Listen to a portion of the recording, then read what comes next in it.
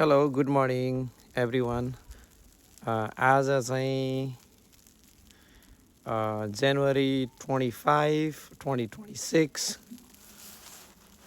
को वेदर चाहिँ यस्तो छ। वेदर चाहिँ 4-5वटा अब स्टेटमा ब्याड छ अनि यो चाहिँ ओहायो कोलम्बसको हो। हिउँ चाहिँ अलि सोरेर यति धेरै थुप्रेको छ। त्यस खासै हिउँ परेको भनेको चाहिँ 7-8 इन्च होला। यो हिउँ चाहिँ हिजो बेलुकाको लगभग 10 बजे रातिदेखि परेको कन्टिन्यू परिरहेछ। आज नेक्स्ट डे हो। यो आज चाहिँ बेलुकाको 7 बजीसम्म पर्छ भन्ने कुरा छ। अनि यो वेदर चाहिँ एकदम ब्याड भइरहेछ। अहिले त स्नो मात्रै परिरहेछ, भरे आइस पर्छ भन्ने कुरा छ। तर अब त्यो चाहिँ एक्ज्याक्टली थाहा भएन, भरे परेपछि थाहा हुन्छ होला। हिउँ सोरियो, यत्रो उरुङ भयो। अनि आजको वेदर एकदम ब्याड छ धेरै दिनदेखि। अनि यो धुपी चाहिँ अमेरिकामा जति नै हिउँले जति नै चिसो भयो भने यो धुपी चाहिँ मर्दैन। यो धुपी चाहिँ मर्दैन, यस्तो छ। हिउँ परिरहेछ कन्टिन्यू। हिजोको बेलुकाको रातिको 10 बजीदेखि परेको आज सबै मेरो नेबरहुडहरू चाहिँ यस्तो छ। गाडीहरू सफा गरियो। जो यो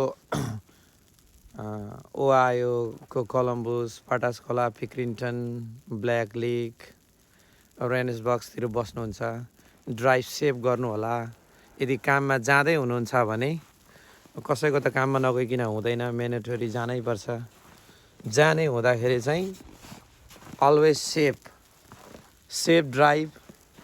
अब उहिले बुढापाकाले भने जस्तो चाँडै पुगे चाँडै गुडे या चाँडै गए पुगिँदैन, तर बिस्तारै गयो भने आफ्नो गन्तव्यमा पक्का पुगिन्छ। त्यो अब बुढापाकाको भनाइ पनि हो, त्यो कुरा सत्य पनि हो। हिउँ यस्तो थुप्रेको छ। अनि मेरो चाहिँ नेबरहुडहरू यस्तो छ। हिउँ परिरहेको छ। अब कोलम्बसमा मात्रै परेको होइन, हिउँ अरूतिर पनि परेको छ। र पनि the weather is really bad. गाडीलाई सफा गरेर पनि हालत यस्तो छ। त्यही भएर वेदरसँग चाहिँ बी सेफ, बी ड्राइभ। आफ्नो घरतिर कतै कसैले गराजतिर सिङ्क निकाल्नु भएको छ भने त्यो पानीहरू अफ गर्नु होला तलबाट। अनि तपाईँहरूको आउटलेटको जहाँ गार्डनमा पानीहरू लाइने थियो पाइपहरूलाई अफ गर्नु होला। कहिले फ्रोजन भएर फुट्न सक्छ। अनि विशेष गरेर यो जाडो धेरै भएको बेला तपाईँहरूको फर्निसको फिल्टर हेर्नु होला। फिल्टर खराब भयो भनेदेखि पनि हिट नचल्ने सम्भावना हुन्छ। फिल्टर चेक गर्नु होला। अब यो कतिजनालाई त सबैलाई थाहा होला, र पनि थाहा नहुनेलाई यसो सानो जानकारी।